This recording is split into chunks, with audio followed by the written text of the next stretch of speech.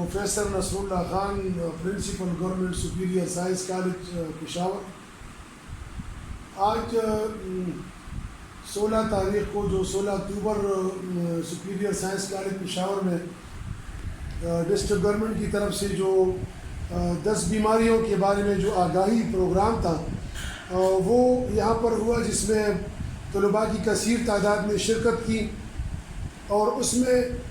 10 بڑی بیماریوں جیسی پولیو، خناق، خسرہ، تشنج، ہیپیٹائٹس بی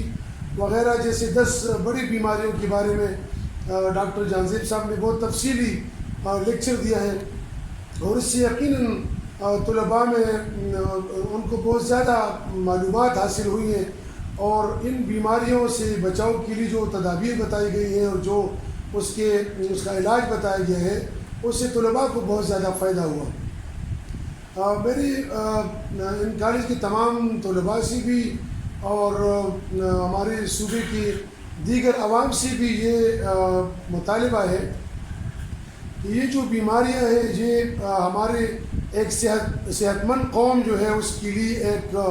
مستقل جو ہے ایک مسئلہ ہے، اور اس کے لیے ایک مستقل خطرہ ہے۔ تو ان بیماریوں سے بچاؤ کے لیے جیسے حکومت احتیاطی تدابیر بتاتے ہیں اور حفاظتی ٹیکے وہ بتاتے ہیں، تو نہ صرف وہ حفاظتی ٹیکے جو ہے وہ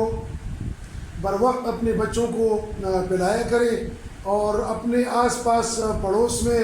اور اپنے محلوں میں اور اپنے شہر میں اس کی دیگر لوگوں کو بھی اس کی آگاہی اور اس کی اہمیت پر بات کیا کریں، تاکہ یہ بیماریاں جو ہے جیسے کہ پوری دنیا سے اس کا خاتمہ ہو چکا ہے،